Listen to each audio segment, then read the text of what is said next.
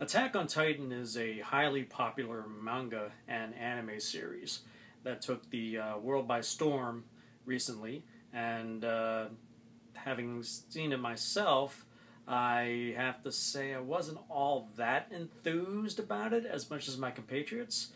Um, Basically, I mean, I'm not a big anime watcher. I mean, the movies like Akira or anything by Studio Ghibli or Ghost in the Shell or stuff like that are things I'd watch.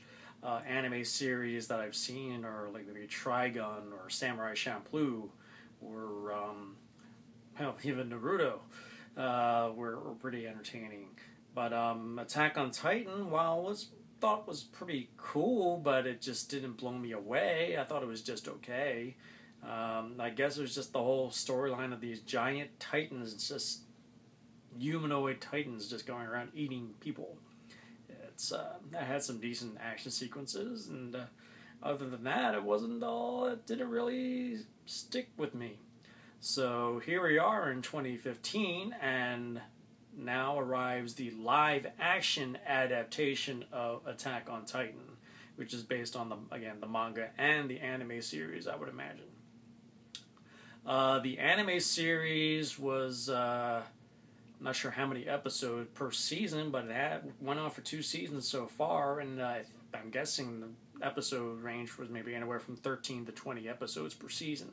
So imagine trying to cram that much into a 2-hour movie, much less a hour and 40 minutes. So Attack on Titan, the film, is actually part one of a two-part adaptation of the first season of Attack on Titan. So, again, you're still cramming 13 to 20 episodes of story into two-hour movies. So just how much can you tell? And how much are you going to cut just so you can just jam that whole storyline into the film? And obviously the film, part one at least, suffers from that fact.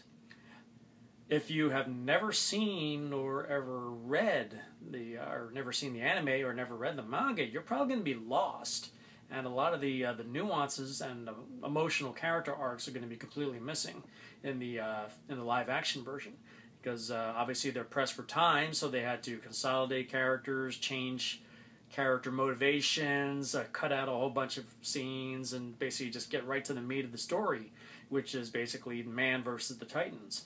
But in the process, you end up losing all of the backstory and the opportunity to immerse the viewer into that world, as you in the anime series, they have the luxury of basically with each episode showing you this world that they're living in, so you can understand what the hell is going on here. Whereas the movie itself is just throws you into the mix of things. It's like, okay, these giant humanoid titans were held out of the wall, and mankind was just barely surviving, and now these titans are back, and they're basically going to eat people, and that's the gist of it. And so basically, and then we just meet all these various characters, and then they go off and fight the titans in the end.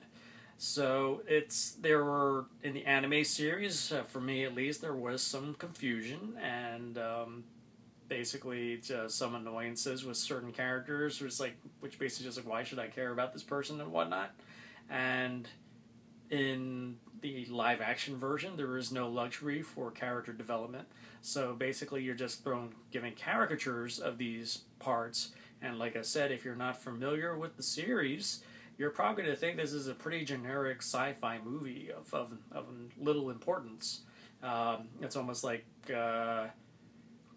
War of the Gargantuans, I guess you could say, where it's basically two humanoid creatures going at against each other, one good, one evil, something like that. And basically, and then the humans are basically just there for cannon fodder. And that's kind of like how it feels here. I mean, these for Asian cinema, the visual effects are good, but I mean, I know years it's always been always a problem with Chinese films or Asian films in general, that their visual effects are never up to snuff with the big Hollywood productions. But the visual effects here are decent. They did a pretty good job of rendering and and basically bringing to life the Titans, and the whole the ability of these soldiers to get around and their I believe it was called omnidirectional mobile devices, and those items were pretty cool. But it's just that, again, I go back to the character development. You're not invested in this story. I mean, it's not a spoiler. It happens in the first episode of the anime where the main character Eren basically sees his mother eaten by a Titan in the beginning. Like, I think it was like the first 5 or 10 minutes of the anime, and so you recognize the hatred that Eren has for these Titans. They killed his mother before his eyes, and he wants to kill the Titans, destroy them. That does not happen in the movie, and it's a little confusing as to what's going on, as to the character motivations. Is like, he just wants to kill the Titans because they're just bad. It's like it needs a little more of a more personal element, a more personal stake in this, and it's missing. So those are just some of the problems that the movie has. It's when I was watching it, granted I might have been a little tired when I was watching it, I found in the moments that didn't involve the Titans and it was just all dialogue, I found myself micro-napping a couple times, and I had to rewind it just so I could see what these people just said. What did I just miss? I'm like, oh. And but I will say that the finale really moves fast, and there's a lot of action in the finale, and obviously we just cause mass confusion, and the way it ends probably ends the same way one would feel at the end of the in the midway through of the anime, and you're like thinking, what the hell is going on here?